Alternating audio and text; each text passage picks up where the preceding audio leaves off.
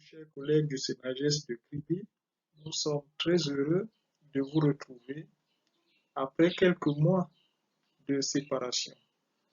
Quelques mois parce que vous vous souvenez qu'il y a de cela 2 ou 3 mois maintenant, vous avez pris part à une enquête au sein du CNAGES de Kribi et cette enquête qui avait été soutenue entièrement par Madame la directrice du CNAGES que nous remercions avait pour objectif de comprendre, de savoir comment est-ce qu'on peut faire pour introduire de nouvelles pratiques pédagogiques au CNAGES de Kribi.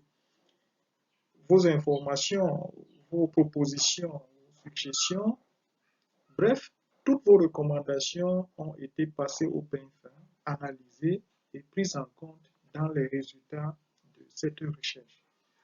Nous sommes heureux donc aujourd'hui de vous dire que nous avons conçu une formation que nous avons baptisée Pédagogie en formation professionnelle que nous voulons maintenant mettre à votre disposition. Cette formation a été entièrement soutenue par les experts de CYCRJ Paris Université et de l'UNESCO qui l'ont guidée de bout en bout. Dans la suite de cette présentation, nous allons vous expliquer exactement de quoi il s'agit, comment est-ce que ça va se passer dans le concret. Suivez plutôt.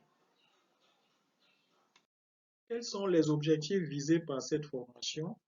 L'objectif général, comme vous pouvez le constater sur cet écran, est de renforcer vos capacités, du moins les capacités des personnels enseignants du CNAGES de Kribi dans différentes opérations de préparation et même de conduite d'un enseignement.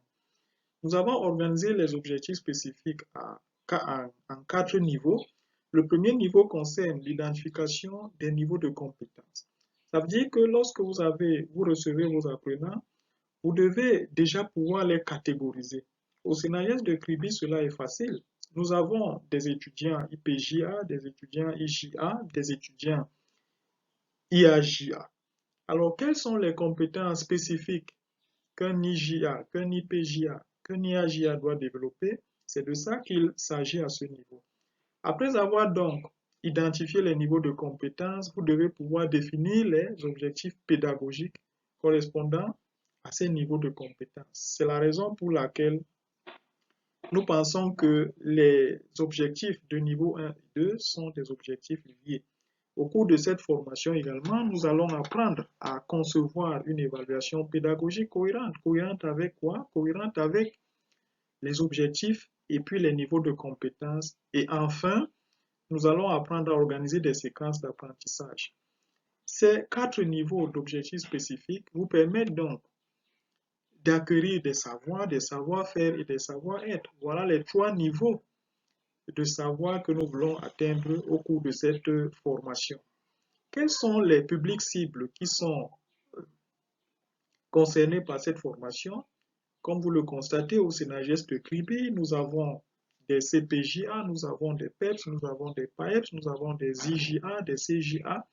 Bref, toute personne impliquée dans le processus de formation est concernée par cette formation. Quel est le contenu? Vous allez noter que le contenu et le séquençage pédagogique sont intimement liés aux activités, aux objectifs que nous venons de présenter. Nous avons donc prévu 4 modules fondamentaux, un module de préformation.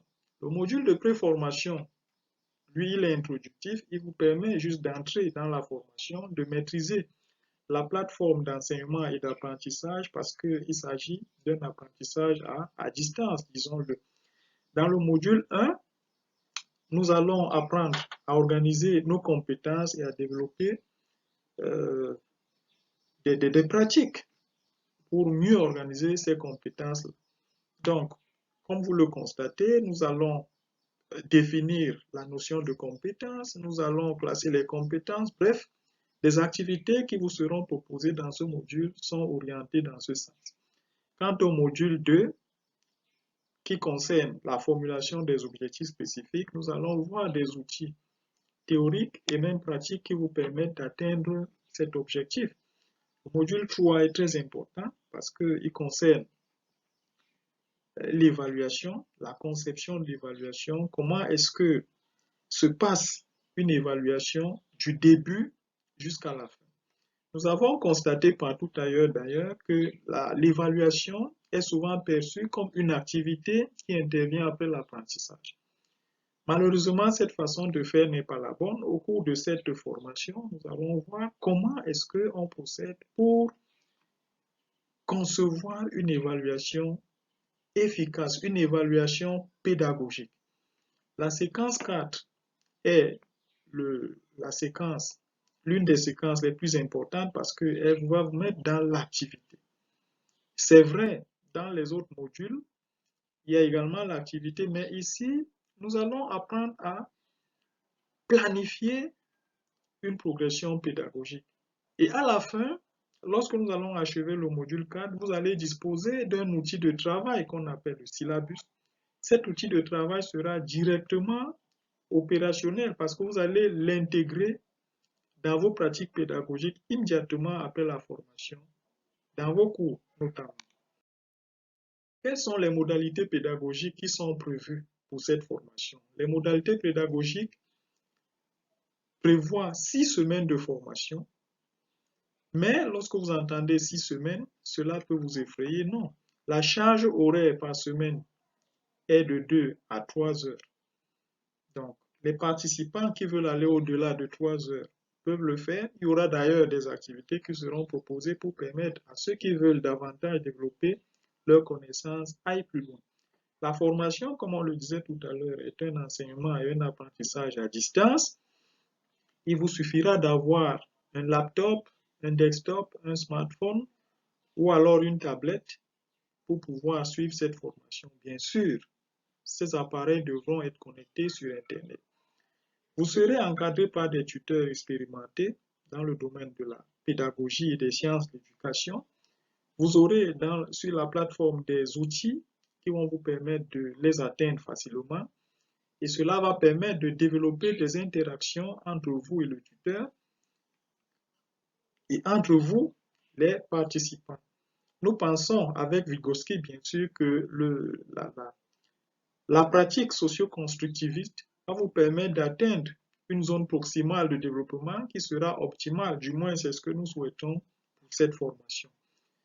Enfin, quelles sont donc les compétences que vous aurez développées au cours de la formation? Premièrement, vous aurez une capacité d'analyse d'un profil professionnel.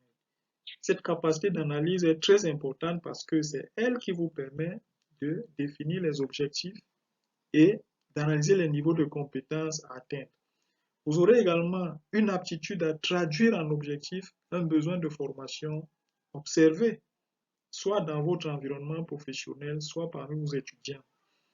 Vous aurez enfin, ou du moins, développé au cours de cette formation une rigueur dans la mise en cohérence des besoins de formation avec les contenus. Les contenus, c'est quoi? Les contenus, ça peut être les documents que vous utilisez, ça peut être des sites internet, ça peut être des livres, ça peut être des images, ça peut être tout ce qui est support pédagogique que vous utilisez. Tout ce qui peut véhiculer une information fait partie du contenu. Il faudrait donc qu'il y ait une rigueur dans la mise en cohérence des besoins. C'est-à-dire la formation vient répondre à un besoin. Et il faut qu'il y ait cohérence entre la formation que vous dispensez et ce besoin.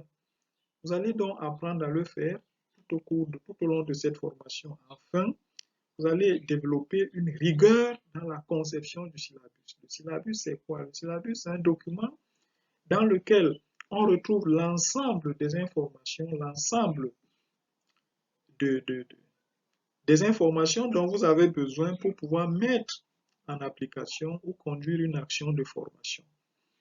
C'est un document de communication. D'ailleurs, nous aurons tout le temps de développer la notion de syllabus au cours de cette formation. Donc, nous vous attendons nombreux. Nous pensons que vous allez vous inscrire à cette formation. et que ensemble, nous allons l'amener jusqu'à la fin.